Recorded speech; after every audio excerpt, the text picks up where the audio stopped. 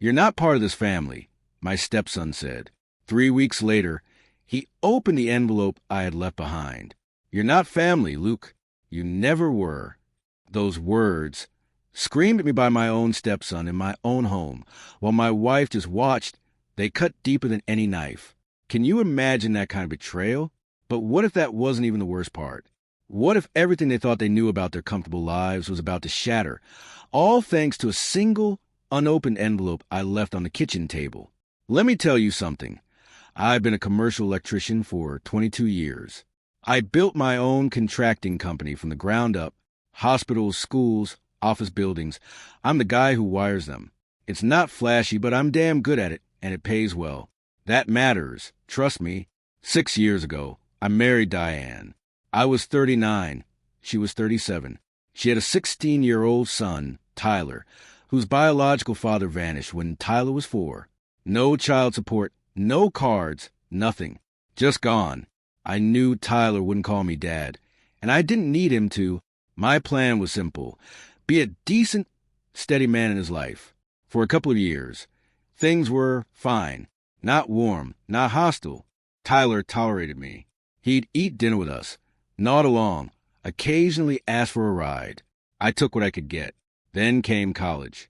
Tyler got into a state university, about 3 hours away. Good school, decent program. The problem? Money. Diane, bless her, made good money as a dental office manager, but not full tuition plus room and board money. Tyler's bio dad was still a ghost. Financial aid covered maybe a third. So I stepped in. Quietly, I told Diane I'd cover the gap. Tuition shortfall, books, meal plan, the works. We're talking roughly $14,000 a year for 4 years out of my pocket. I didn't make a big announcement. I just set up the payments. Diane thanked me privately, and that was that. Here's the kicker, though. I never told Tyler directly, and apparently neither did Diane. I assumed she would, naturally mention it, but I never confirmed it. I never brought it up because I didn't want him to feel like he owed me anything. I just wanted him to focus on school. He graduated last spring with a business degree. I went to the ceremony, sat in the bleachers, clapped when his name was called. He didn't acknowledge me once. Photos with Diane, with his friends, with his girlfriend Brooke's family. I stood off to the side, holding Diane's purse and a bottle of water, telling myself, it's his day? It's fine. After graduation, Tyler moved back to our area, got an entry-level job at a marketing firm. Brooke moved in with him. They got an apartment 20 minutes away. And that's when things started to shift. Tyler started coming around more, but never to see me. He'd show up when I was at work, hang out with Diane, and leave before I got home. If I was there, he'd barely look at me. Brooke was even worse. She had this way of looking right through me, like I was furniture. Once, I walked into my own kitchen, and she was sitting there, talking to Diane about people who peak in trade school. She didn't even pause. I let it go. I let a lot of things go. Then came the engagement. Tyler proposed to Brooke in January, and suddenly, everything was about the wedding. Diane was ecstatic. Venues, caterers, color schemes. Tyler and Brooke wanted something upscale, a converted barn, craft cocktails, live band. The venue alone needed a $40,000 deposit. Diane pulled me aside one night. She was careful, using phrases like, if you're comfortable, and only if it makes sense. But I could see she'd already mentally spent the money. I said yes. I transferred $40,000 into the joint account she shared with Tyler for wedding expenses. I know what you're thinking. And yeah, looking back, I can see exactly where I went wrong. But at the time, I still believed that generosity would be recognized, that Tyler would come around, that Diane would. Make sure he understood. 3 weeks ago, Diane hosted a Sunday dinner at our house. Tyler, Brooke, Diane's mother Ruth, and me. Casual. I grilled steaks, made my grandmother's potato salad, set the table on the patio. It was a nice evening, until Tyler started talking about the wedding seating chart. He and Brooke were going back and forth, and Brooke said something like, well, family tables are for actual family. I didn't react, but Diane's mom, Ruth, looked right at me with an expression like she was bracing for impact. Tyler kept going, listing the head table. Him, Brooke, Diane, Brooke's parents, and Brooke's sister. 6 people. That was it. I said real calm, "So where do I sit?" Tyler didn't even look up from his phone. "There's a general table. Friends, plus ones, whatever." I set my fork down. "Tyler, I've been married to your mother for 6 years. I'm not a plus one." That's when it happened. He looked at me, maybe for the first time all evening, and said, "You're not family, Luke. You never were. You're just some guy my mom married." The table went dead silent. Diane was sitting right there. Right there. I looked at her, waiting for her to say something. Anything. She just looked down at her plate. Brooke actually smirked. I saw it out of the corner of my eye. Ruth opened her mouth, but Tyler cut her off. "Don't start, Nana." I stood up slowly. I wasn't shaking. I wasn't yelling. I was calm. In that way you get calm when something inside you finally just switches off.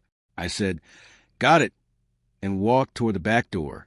Tyler followed me and actually slammed it shut behind me. Slammed the door to my own house in my face. I heard him say through the glass, "He'll get over it. He always does." Diane didn't come find me that night. She slept in the guest room. No apology, no conversation, no acknowledgement. I sat in my home office until about 2 a.m. and did something I probably should have done years ago. I opened my filing cabinet, pulled out every receipt, every bank transfer confirmation, every tuition payment record, every credit card statement showing the auto loan I'd co-signed for Tyler's car. 6 years of paperwork. I organized it all into a single folder. Then I typed a letter. 3 pages. No anger, no accusations. Just a clear accounting of every dollar I had contributed to Tyler's life since I married his mother. College tuition, $56,000. Car down payment and 18 months of co-signed loan payments, $11,400. Wedding venue deposit, $40,000. Miscellaneous expenses, dental work, laptop, security deposit on his apartment. Another $8,200. Total, $115,600. At the bottom, I wrote one line. "You're right. I'm just some guy your mom married. Consider this my invoice for services rendered by a stranger."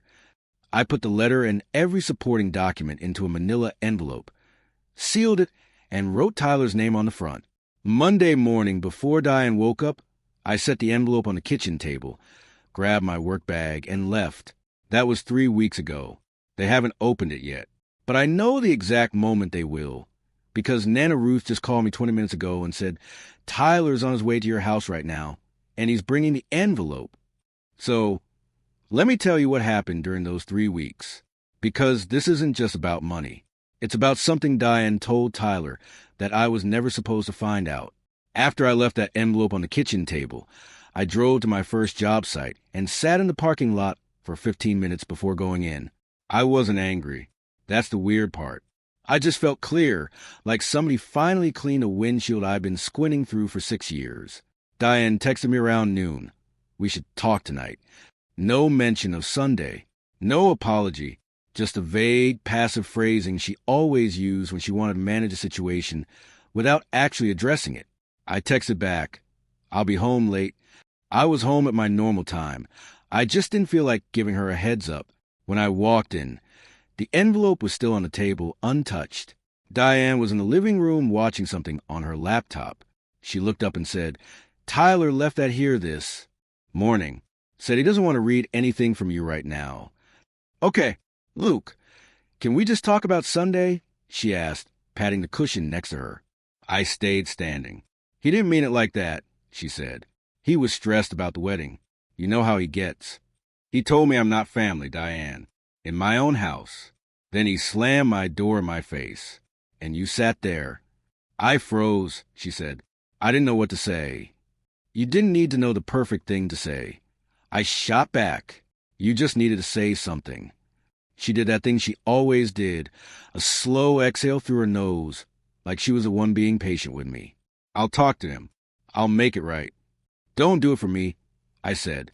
"If you're going to say something to your son about how he treats your husband, do it because you actually believe it matters." She didn't answer. I went in my office and closed the door. For the next few days, things were tense but functional. Diane and I moved around each other like co-workers who'd had a disagreement, but still needed to share a copier. She didn't mention the envelope again. I didn't bring it up. Tyler didn't come by. Then Thursday happened. I was on a job site, rewiring a panel in a medical office, and I got a call from a number I didn't recognize. I let it go to voicemail. When I listened to it on my break, it was from the credit union where I'd co-signed Tyler's auto loan. Hi, this message is for Luke Brennan. We're calling to confirm the authorization for a payoff and title transfer on account ending in 4471. If you could give us a call back at your convenience. I hadn't initiated any payoff. I hadn't authorized anything. I called them back immediately. After about 10 minutes of getting bounced around, I got a loan specialist on the line. She told me a request had been submitted to pay off the remaining balance on the auto loan, roughly $6,200, and transfer the title solely into Tyler's name. The request had come from Diane. My name was on that loan. Diane couldn't authorize a payoff or title change without my consent. The credit union had flagged it and called me. I told them to hold everything. Do not process anything without my written authorization. Then I sat in my truck and stared at the dashboard. Diane was trying to quietly remove me from Tyler's financial picture. If that loan was paid off and the title transferred before Tyler ever opened that envelope, one of the biggest documented connections between me and Tyler would just vanish. That night, I didn't confront her. Something wasn't adding up. Tyler's reaction at dinner, the total lack of gratitude, Diane's immediate move to scrub the paper trail. It felt like there was a piece I was missing. Friday morning, I called Nana Ruth. I've always liked Ruth. She says exactly what she means and then pours you a cup of coffee so you can sit with it. She was the one person in Diane's family who treated me like I belonged. I asked her to meet me for lunch. She agreed without hesitation, which told me she'd been waiting for this call. We met at a diner halfway between our places. She was already seated when I got there, coffee in hand, reading glasses pushed up on her forehead. How bad is it? She said before I even sat down. Ruth, I need to ask you something, and I need you to be straight with me. When have I ever not been? Does Tyler know I paid for his college? She sat her coffee down, looked at me for a long moment, then she said, Honey, Tyler thinks Diane paid for everything. I didn't say anything. He thinks his mother saved up for years before you came along. He thinks her salary covered tuition, the car, all of it. That's what she told him. She told him that directly, more than once. I was there for one of those conversations, maybe 2 years ago. Tyler was talking about how grateful he was that his mom sacrificed so much, and Diane just accepted it. Didn't correct him. Didn't mention your name. And you didn't say anything? Ruth's face changed. She looked down at the table. I told Diane privately that she needed to tell him the truth. She said she would when the time was right. The time was apparently never right. I leaned back in the booth. The diner sounds around us. Plates clinking, the register beeping. They all felt very far away. Luke, listen to me. I love my daughter, but what she's done to you is wrong. She let you pay for that boy's entire life, and then let him believe she was a hero. And now she's letting him treat you like garbage because in his mind, you haven't done anything for him. So when Tyler says, I'm not family, he's not just being cruel. Don't misunderstand me. But he also genuinely believes you're just some man who showed up and moved into his mother's house. Diane never corrected that. She let the story build until it became real to him. I paid for lunch. Ruth grabbed my arm as I was getting up. What are you going to do? I'm going to make sure the truth gets told, but I'm going to do it on my terms. Be careful with my daughter. I'm not the one she needs to be careful with, Ruth. I drove back to the job site, but I couldn't focus. This wasn't just Tyler being ungrateful. This was Diane building an entire false narrative where she was a self-sacrificing single mom, and I was just background noise. And the worst part is, I couldn't even fully blame Tyler. He was operating on the information his mother gave him. That didn't excuse slamming a door in my face, but it explained a lot. Over the weekend, I started making moves. Quietly, I called my accountant Monday morning and asked him to compile a complete financial history of every contribution I'd made toward Tyler's expenses. I already had the records in the envelope, but I wanted them verified by a third party. Clean, professional, indisputable. I also called my attorney. Not for a divorce. Not yet. I just wanted to understand my options regarding the co-sign loan, the wedding deposit, and our joint finances in general. My attorney asked me one question that cut right through everything. Luke, do you have anything in writing where Diane acknowledges these were your contributions? I thought about it, and then I remembered something. 2 years ago, Diane and I had refinanced our mortgage. During the paperwork process, we'd had to provide a full financial disclosure. Diane had signed a document listing our individual financial obligations, and on that document, under my name, she had listed Tyler's education expenses as a recurring obligation of mine. She'd put it in writing, notarized, filed with the lender. I told my attorney. He said, "Give me a copy of that disclosure." I did. That same week, Tyler and Brooke posted something on social media that nearly made me laugh out loud. A carousel of engagement photos with a caption that read, "Planning our dream wedding on our own terms. No handouts, no strings attached. Just us building our future together." No handouts? $40,000 of my money sitting in their venue deposit, and they're posting about how self-made they are. Brooke's mother commented with 3 heart emojis. Diane liked the post. I screenshot it, not out of pettiness, but out of clarity, because that post told me exactly who I was dealing with and exactly how far the lie had spread. Ruth called me that evening. She'd seen the post, too. "I'm so sorry, Luke." "Don't be sorry, Ruth. Be a witness." She went quiet for a moment. Then she said, "I will be." That night, I sat at my desk and started making a plan. Not a revenge plan, a correction. There's a difference. Revenge is about making someone hurt. A correction is about making the truth visible and letting people deal with the consequences of their own choices. And I was about to make the truth very, very visible. But first, I had to deal with the wedding money, because that $40,000 wasn't a gift. It was never a gift, and I had the paperwork to prove it.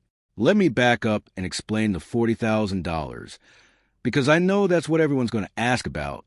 When Diane asked me to contribute to the wedding venue deposit, we didn't just have a casual conversation. I'm a business owner. I've been signing contracts and managing money for over 15 years. I don't hand over 5 figures on a handshake. I told Diane I was happy to help, but I wanted a simple written agreement. Nothing aggressive, nothing legalistic. Just a 1-page document that said the $40,000 was a conditional contribution toward the wedding venue, that it was coming from my personal funds, and that if the wedding didn't happen, or if the contribution was no longer wanted, the money would be returned to me. Diane had pushed back a little. "It's family, Luke. We don't need a contract." I told her it wasn't about trust. It was about clarity. She signed it. I witnessed it. I kept the original in my filing cabinet. Thank God for that piece of paper. My attorney reviewed it that Monday and confirmed what I already suspected. Because the agreement specified the funds were conditional and from my personal account, I had a clear path to recovering the money if the conditions weren't met. And since the venue contract was in Diane and Tyler's names, not mine, I wasn't on the hook for any cancellation fees, either. But I didn't want to just yank the money and blow everything up. That's not how I operate. I wanted Tyler to understand the truth first. I wanted the lie to collapse on its own weight before I made any financial moves. So I started working in a specific order. Step 1, the accountant's report. By Wednesday of that second week, my accountant delivered a clean, itemized summary of every dollar I contributed to Tyler's life. Each entry had a date, an amount, a description, and a corresponding bank record or receipt. 53 line items over 6 years. The total came to $115,600, not counting the normal household expenses I covered that indirectly benefited Tyler. Things like groceries, utilities, and home maintenance during the years he lived with us. I had my accountant print 2 copies. One for me, one for my attorney. Step 2, the mortgage disclosure. My attorney obtained the refinancing paperwork from the lender, and sure enough, there it was. Diane's signature on a financial disclosure form that listed Tyler's education costs under my financial obligations. She'd acknowledged in a legally binding document that I was the one paying for her son's education. Not her. Me. When my attorney saw that, he leaned back in his chair and said, "Luke, your wife signed a receipt for you." Step 3. The auto loan. I called the credit union back and formally blocked Diane's payoff request. I told them that no changes to the loan, including payoff, title transfer, or refinancing, could be processed without my direct written consent. They noted it on the account. Then I asked them to send me a current statement showing the loan balance, payment history, and cosigner details. I wanted it documented that I was still financially tied to Tyler's vehicle. I wasn't planning to pull the loan out from under him. That's not what this was about. But I needed Tyler to understand that the car he drove every day existed because I put my credit on the line for him and that his mother had tried to quietly erase that fact. Here's where I need to be honest about something. During those 2 weeks, I was still living in the house with Diane. We were still eating dinner together most nights. She'd ask about my day. I'd give short answers. She could tell something was off, but she didn't push. I think she assumed I was still upset about the Sunday dinner incident and that I'd eventually cooled down the way I always had before. She brought up Tyler's wedding a couple of times, mentioned a cake tasting, asked if I had opinions on the rehearsal dinner. I gave vague, noncommittal answers. Whatever you think is best, I'm sure it'll be nice. She seemed relieved that I was playing along. What she didn't realize was that I wasn't playing along. I was just being quiet in a different way than she was used to. Meanwhile, Tyler and Brooke were fully in wedding mode. From what I could see on social media, which I checked occasionally but didn't engage with, they were posting almost daily. Venue walkthrough videos, menu tastings, dress shopping updates from Brooke. Every post had this undertone of, "Look at us doing all ourselves." Brooke's family was eating it up. Comments like, "So proud of you two in love. Watching you build your future." Nobody mentioned me, not once. And Diane was active in those comment sections, too, liking everything, posting heart emojis. One time she commented, "My baby's all grown up, so proud of everything you've accomplished." I read that one twice. Accomplished, like Tyler had built something. Like the $40,000 sitting in that venue's bank account had materialized out of his accomplishments. I screenshot that one, too. By the end of the second week, I had everything organized. The accountant's report, the mortgage disclosure, the loan documents, the written agreement for the wedding contribution, and the social media posts. I put it all in a folder on my desk and labeled it corrections. Then something happened that I didn't plan for. Tyler came to the house while I was home. It was a Saturday afternoon. I was in the garage, working on a panel for a custom job. I heard the front door open and Diane's voice go bright in that specific way it did when Tyler showed up. I stayed in the garage. About 10 minutes later, Tyler walked out. He stood in the doorway with his arms crossed. "Hey," he said. "Hey." "Mom said you've been weird lately." "I'm fine." He stood there for another moment, then said, "Look, about the dinner thing. I was being a jerk. I know that. I just meant that the head table is for immediate family, and it's Brooke's call." I sat down my wire strippers and looked at him. "Tyler, you told me I'm not your family. Your mother sat there and didn't say a word, and then you slammed my door in my face. I said I was being a jerk." "That's not an apology," I said. "That's a description." He shifted his weight. I could see him getting annoyed, that tightening around his jaw that meant he felt challenged. "Fine. I'm sorry." "Okay. I'm sorry I said that." "Thank you. So we're good." "We're not good," I said, "but I appreciate the apology." He stared at me like I'd said something incomprehensible. In his world, saying sorry was supposed to be a reset button. You press it, and everything goes back to the way it was. "What do you want from me, Luke?" "I want you to understand something, and I think you will soon." "What does that mean?" "It means what it means." He shook his head, muttered something I didn't catch, and went back inside. I heard him tell Diane, "He's being cryptic." I tried. A few minutes later, his car started, and he left. Diane came to the garage after he was gone. He apologized. "Luke, that's a big step for him." "I know. So, can you meet him halfway?" I've been meeting him more than halfway for 6 years, Diane. You know that better than anyone. She flinched just slightly, just around the eyes. Then she turned and went back inside. The next Tuesday, I had a conversation with my attorney that finalized my approach. He walked me through the process for requesting the return of the wedding contribution and confirmed that the written agreement gave me solid standing. He also pointed out something I hadn't considered. The wedding venue likely has a refund policy for deposits. If Diane and Tyler can't cover the deposit without your money, the venue may release the reservation. You're not canceling the wedding. You're withdrawing your funds. What happens after that is their decision. I like that framing. I wasn't doing anything to anyone. I was simply stopping doing things for them. That same night, I checked Tyler's social media one last time.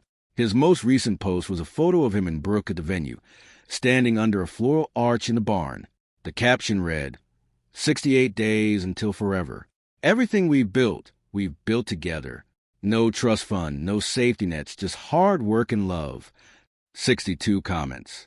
241 likes. Diane had left a heart and a champagne glass emoji.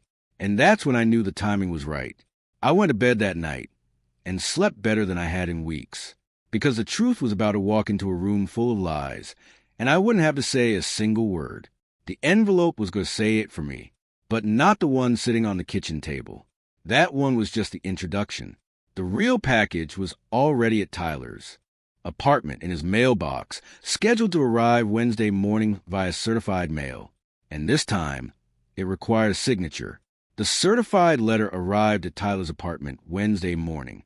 I know, because I got the delivery confirmation on my phone at 9:47 a.m. Signature required. Signature received. Tyler had signed for it himself.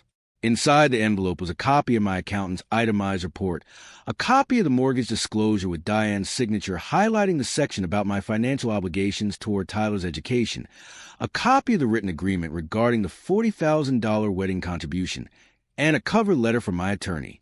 The cover letter was professional and neutral. It stated that I was formally requesting the return of my $40,000 contribution for the terms of the written agreement, that I was not canceling any wedding plans, but was withdrawing my personal financial participation, and that if the funds were not returned within 30 days, my attorney would pursue recovery through appropriate channels. No threats, no drama, just a clearly documented financial reality delivered on professional letterhead. I was on a job site when Tyler opened it. I know the timeline because of what happened next. At 10:22 a.m., Diane called me.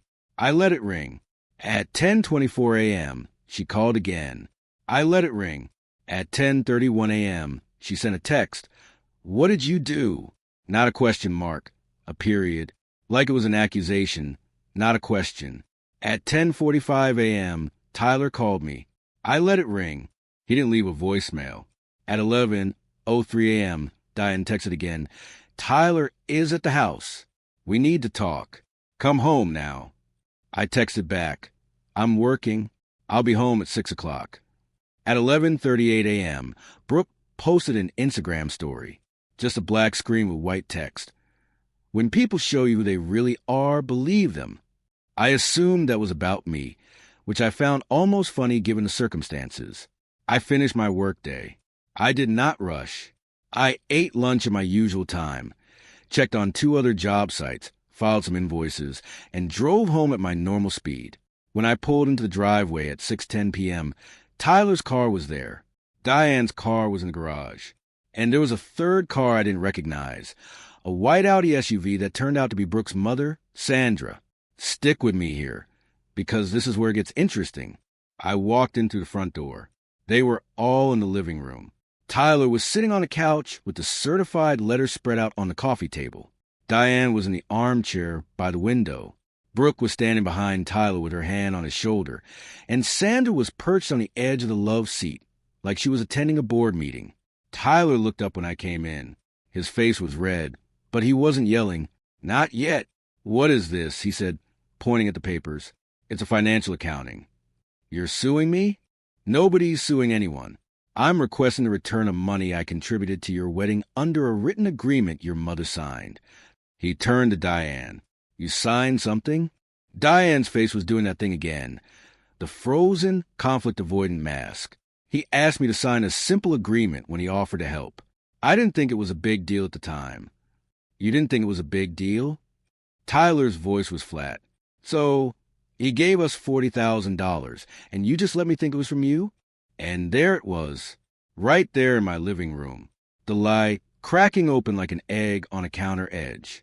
Not because I forced it, but because the documents spoke for themselves. Sandra stepped in. I'm sorry. Can someone explain to me what's happening? Tyler, you told Brooke's father and me that the venue was covered by your family. It was covered by family. Tyler said, his voice starting to rise. My mom handled it. Your mom's husband handled it. I said, every dollar. I have the bank transfers right there in front of you. Sandra looked at Diane.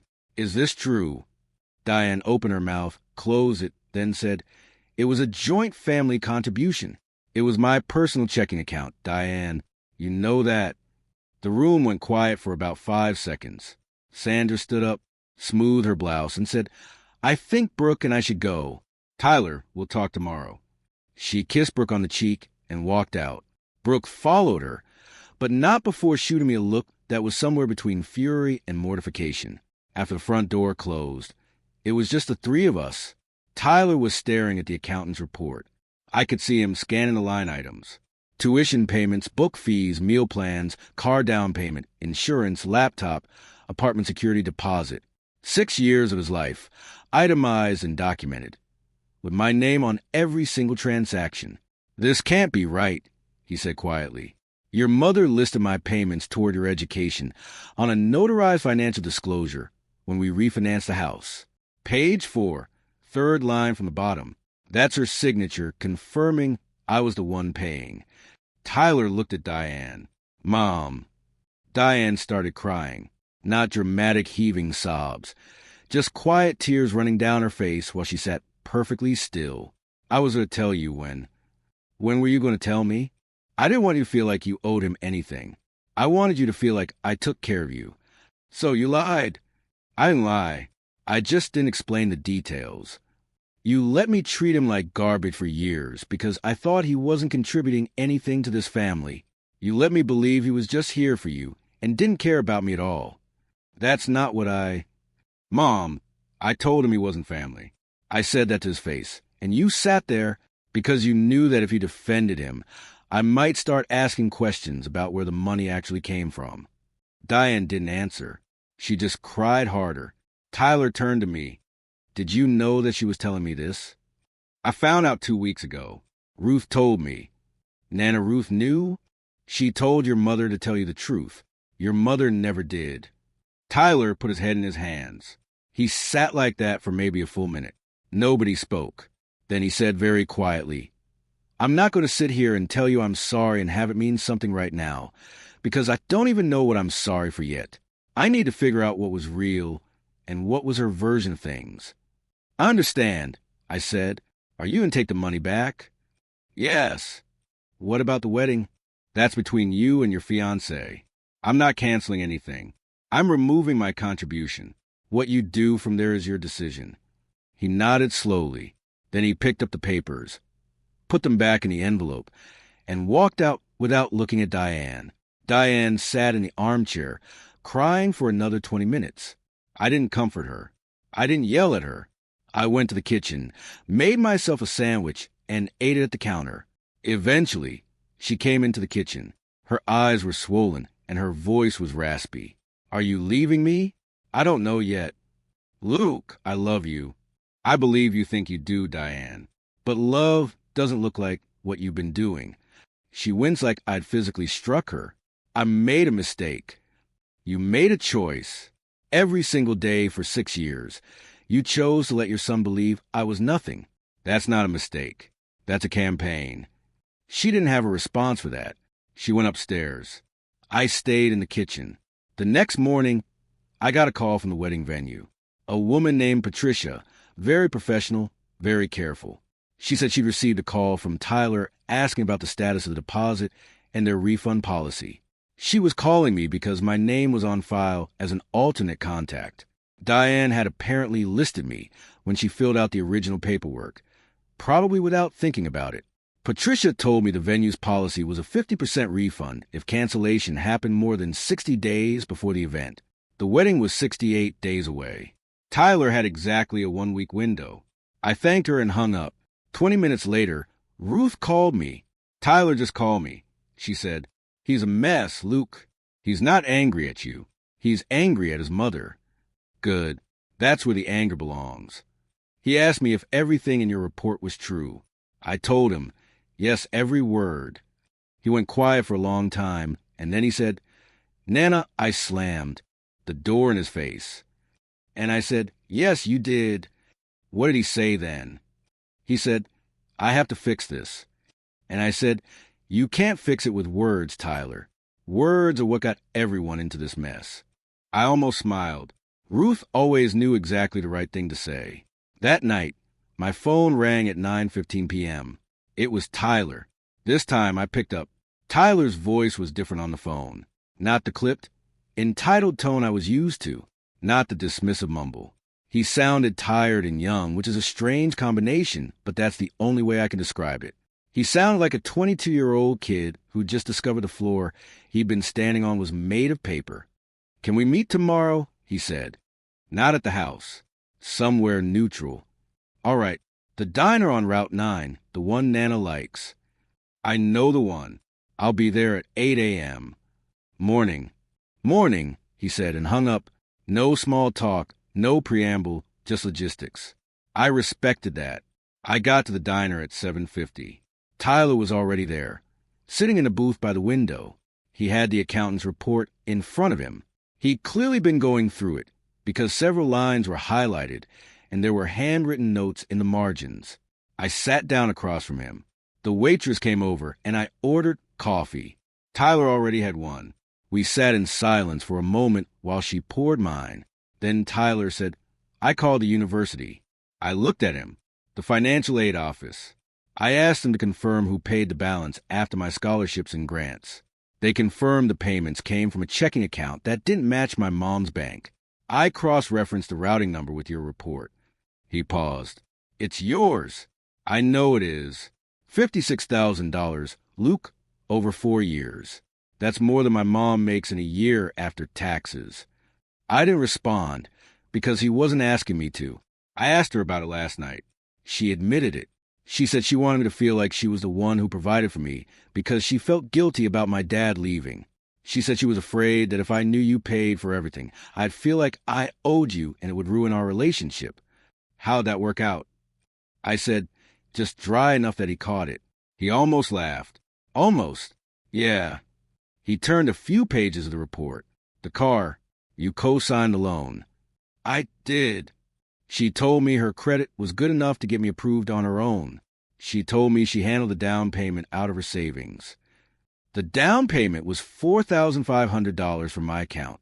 The loan required a co-signer with a certain income threshold. Your mother's income didn't qualify. Mine did. Tyler set the papers down and rubbed his eyes. "I need to say something to you, and I need you to just let me say it." "Go ahead." "I treated you like you were nothing. For years, I walked past you in your own house like you were invisible. I let Brooke talk about you like you were beneath us. I told you to your face that you weren't my family, in front of my grandmother, in front of my mother, in the house that you pay for. And the whole time, you were the one fun in my entire life." He stopped. His jaw was working. I could see him fighting it.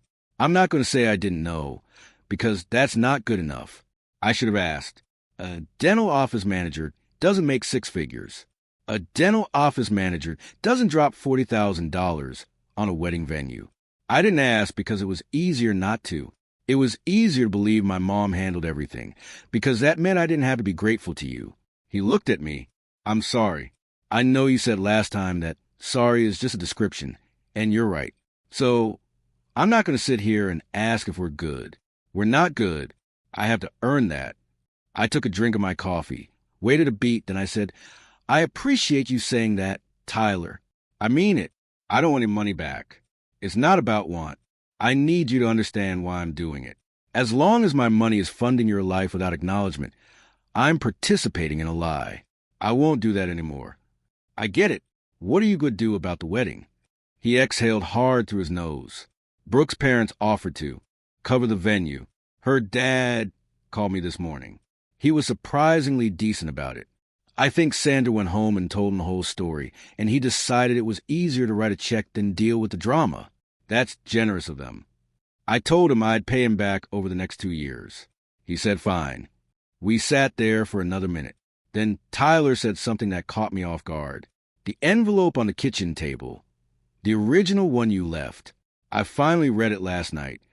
Okay, you wrote, consider this my invoice for services rendered by a stranger. That line broke me, Luke, because you weren't a stranger. You were the only father figure I ever had, and I treated you like an inconvenience. I didn't know what to say to that. I think I nodded. I'm not sure. I'm not asking you to forgive me right now. I'm asking you to leave the door open. The door was never closed, Tyler. You just kept slamming it. He stared at me for a long time. Then he said, fair. We finished our coffee. He paid, which I noted. Small thing, but I noted it. Now, let me tell you about Diane. That conversation at the diner was 3 weeks ago. Tyler and I have met up twice more since then. Both times at the diner. Both times just to talk. Not about money, about normal things. His job, his apartment, whether he should look into getting certification. Real conversations. The kind we probably should have been having for 6 years. He also called Nana Ruth and apologized to her for cutting her off at the dinner table. Ruth told me about it afterward. She said he cried. She said she made him a cup of tea and told him that growing up means learning to sit with the mess you made without looking for someone to clean it up for you. The wedding is still happening. Brooke's parents covered the venue. Tyler and Brooke scaled back some of the extras. No live band. They're using a DJ. Smaller menu. Tyler told me he wanted the wedding to reflect what they could actually afford, not a fantasy funded by someone else's checkbook. Brooke and I had one conversation, short, awkward, but necessary. She came by the house to pick something up from Diane, and I happened to be in the kitchen. She stood in the doorway for a second and said, I owe you an apology. I said things about you that were ignorant and disrespectful. I'm sorry. Thank you, Brooke. Tyler told me everything. I didn't know. I believe you. She nodded and left. I don't think we'll be close, and that's fine, but the contempt is gone, and I'll take that. Now, Diane. Diane and I are separated. I moved out of the house about 2 weeks ago. I'm renting a furnished apartment near my main office. It's small, it's quiet, and it's mine. We're not divorced. Not yet. We're in counseling, and I don't know which way it's going to go. The counselor asked me what I needed to see from Diane, and I said, I need to see her tell the truth when the truth is uncomfortable. Not once, repeatedly, as a habit. Diane's working on it. I can see her trying. She told Tyler the full story, including the part about trying to pay off the auto loan behind my back. Tyler didn't take that well. They had a rough couple weeks, but Ruth mediated, and they're talking again. I'm not angry at Diane. I'm not angry at Tyler. I'm just clear. For 6 years, I poured everything I had into a family that didn't know I was doing it. And the one person who knew chose to let me be invisible because it was easier for her story. That's not something I can just forgive and move on from. It has to be rebuilt, and rebuilding takes time, and I'm not going to rush it for anyone's comfort. The $40,000 was returned to me last week.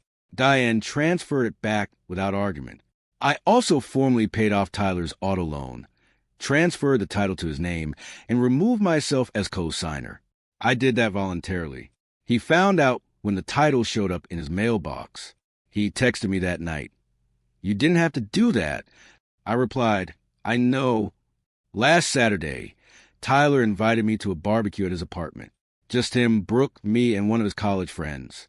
Nothing fancy. Burgers, cheap beer, a folding table on the balcony. He introduced me to his friend as Luke, my stepdad. Not my mom's husband. Not some guy. His stepdad. I didn't make a big deal of it. I just shook the guy's hand and sat down, but I felt it. Ruth called me last night. She asked how I was really doing. I told her I was doing better than I had any right to expect. She said something that stuck with me. You know what the difference is between you and everyone else in this mess, Luke? Everyone else was performing. You were just living. I'm going to keep living, wherever that takes me. That's the whole story. It's been a journey, and honestly, sharing it feels cathartic. But I'm genuinely curious. If you were in my shoes, what would you have done differently? Have you ever had to expose a truth that completely rocked your world? Tell me what you think in the comments below. I really want to know.